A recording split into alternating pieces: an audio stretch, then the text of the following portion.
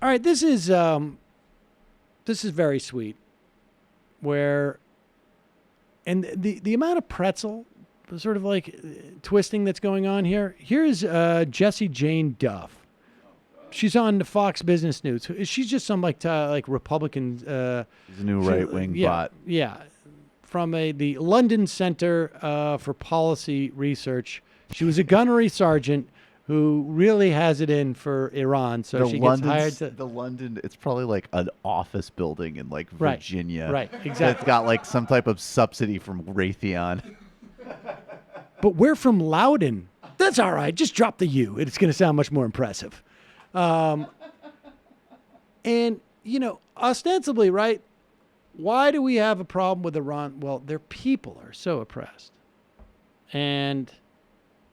you know, they're involved in things like Syria, which coincidentally we are too, I guess. But they're also involved in, like, supposedly maybe in Yemen, which I guess we are too. Anyways, that's the argument, right? We got to do this for the Iranian people. We have to liberate them. If it sounds a lot like Iraq, it's because it sounds a lot like Iraq. But let's listen to her special brand of empathy. Wait Trump out, or Jesse, might they lash out? Would they do something rash, perhaps even stupid, and try to close the Strait of Hormuz? What would they do? I think it's the people of Iran that are standing up to this regime. They used to say death to America. Now they're saying death to dictators. This regime is going to be in a position where their people will overthrow them because these sanctions are suffocating them. They no longer have food. They do not have the economy that they need. And they have spent all the money and siphoned it off to the terrorist activities throughout the world. Well, first of all, I don't even know how that works. The people's had their money siphoned off, as if... what happens is Rouhani, it writes into the budget, and there's literally a line called, your money siphoned off. And what's amazing is we have learned nothing from the Iraq sanctions that led up into the 2003 war, where we were starving people, starving babies, and... the idea that, like, if we punish the Iranian people enough, they're going to revolt. And the reason why people think this is because it worked with the Cuba embargo when the Cuban people suffered deprivation. Or no, I'm sorry, it didn't work there.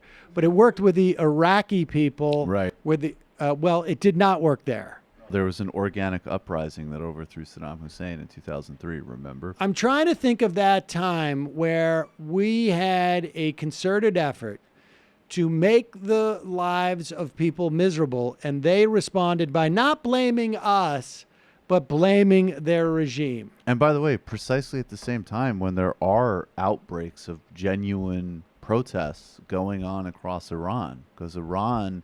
similarly to us, in addition to being involved in Syria and Yemen, has one of the highest Gini coefficients in the world. If there's labor movements there you right wanted now. to quell an internal insurgency, what you would do is say, we've got to find an outside enemy. These protests are funded by that outside enemy. And if you're on the street demanding less corruption and repression, you're an agent of that outside enemy. And incidentally, they've all just said on their main war propaganda networks that that's literally precisely what they're doing. So it kind of helps us with our domestic propaganda. And I'd just like to note the concept of a government siphoning off your money to be put into action in foreign entanglements. I agree. Shadowy foreign entanglements. Yeah, that's a bad thing to do. Good point. Let's find the place that's doing that the most. Yes. And let's stop them from doing that. Because I have a feeling that my money might be involved in that somehow. I don't like it siphoned off. Yeah, like that. I don't want it siphoned. I want to figure out what the hell is going on.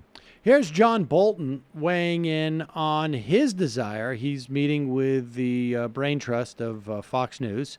That would be Steve Ducey and Brian Kilmeade and what's her name? Ainsley Earhart. Ainsley Earhart. Wasn't she used to be on The View? No. No? All right, sorry. And here's John Bolton talking about, you know, what is on all Americans' mind, that is the fear of Iran.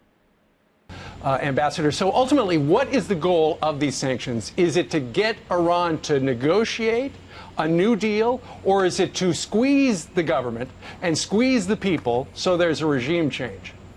Well, we don't, the policy is not regime change, but we definitely want to put maximum pressure on the government. And it's not just to come back to discuss fixing a deal that's basically not fixable, dealing with the nuclear weapons aspect. We want to see a much broader retreat by Iran from their support for international terrorism, their belligerent military activity in the Middle East, and their ballistic missile nuclear-related program. So there's a lot going on here that Iran needs to be held accountable for.